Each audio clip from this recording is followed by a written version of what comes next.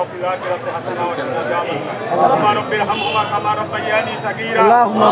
رب ارحمهما كما ربياني صغيرا يا الله আমরা প্রতিবাই গুনাহগার বান্দা আল্লাহ বড় আশা নিয়ে আপনি হাত করে হাত দিচ্ছেন এখানে আমাদের হাত যেন আপনার পছন্দ আল্লাহ হয় সেই হাতের উসিলায় আপনি আমাদেরকে মাফ করে দেন কবুল করেছেন আল্লাহ আমাদের দ্বিতীয় ধাপ আছে আল্লাহ সেই হাত আমাদের এই হাতের উসিলায় আল্লাহ আপনি কবুল করে নিন আমিন আমরা যাতে বিপুল ভোটে অবতীর্ণ হতে পারি আল্লাহ সেই দাওয়া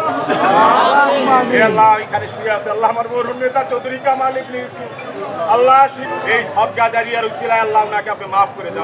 আমিন আপনার সহধর্মিনীকে আপনি মাফ করে দেন আল্লাহ আল্লাহ এখানে আপনার অনেকেই হাত দিয়েছে আল্লাহ আমরা জানি আল্লাহ যদি কোনো পিতা মারা যায় তার পুত্র বা কন্যা যদি হাত উঠে আল্লাহ সেই হাত আপনি কবুল করেন আল্লাহ ওনার কন্যা বড় কন্যা আল্লাহ চৌধুরী নারায়ণ ইউসুফ হাত উঠেছে আল্লাহ ওনার হাতের উসিলায় চৌধুরী কামাল ইউসুফকে আপনি মাফ করে দেন আমি প্রথমে ধন্যবাদ জানাবো আমাদের জাতীয়তাবাদী দল বিএনপির ভারপ্রাপ্ত চেয়ারম্যান তারেক রহমানকে, দেশনেত্রী বেগম খালেদা জিয়াকে এবং আমাদের মহাসচিব মির্জা ফখরুল আলমগীরকে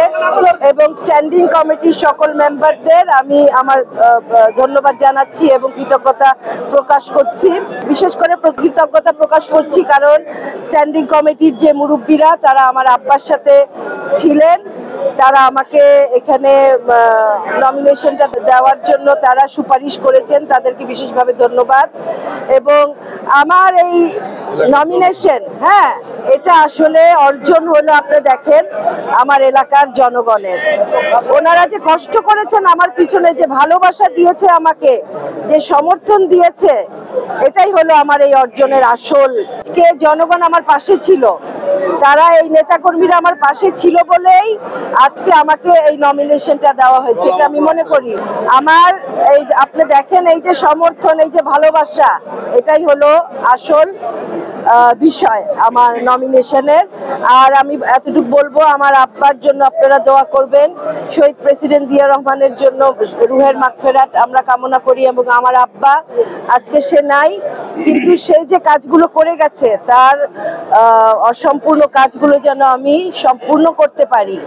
এই জন্যই আমি ইনশাল্লাহ কাজ করব এখন থেকে এমপি হওয়ার জন্য।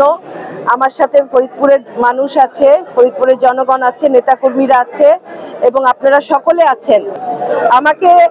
অনেক বিবেচনা করে অনেক কিছু যাচাই বাছাই করি দল আমাকে এই নমিনেশনটা দিয়েছে। অতএব তারা জানে যে আমি এটা রক্ষা করতে পারবো, সেজন্যই আমাকে দিয়েছে এবং ইনশাল্লাহ আমি করব, কারণ আমি জনগণের সাথে থেকে আমি রাজনীতিটা করি।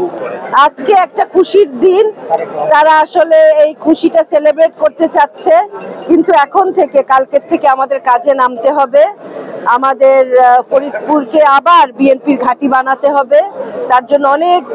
পরিশ্রমের দরকার, অনেক ডেডিকেশনের দরকার, সেটা যেন নেতাকর্মীরা করে। আর কিছুটা সময় আমাদের পার করতে হবে, 3টা মাস, ফেব্রুয়ারি পর্যন্ত, নির্বাচন না আসা পর্যন্ত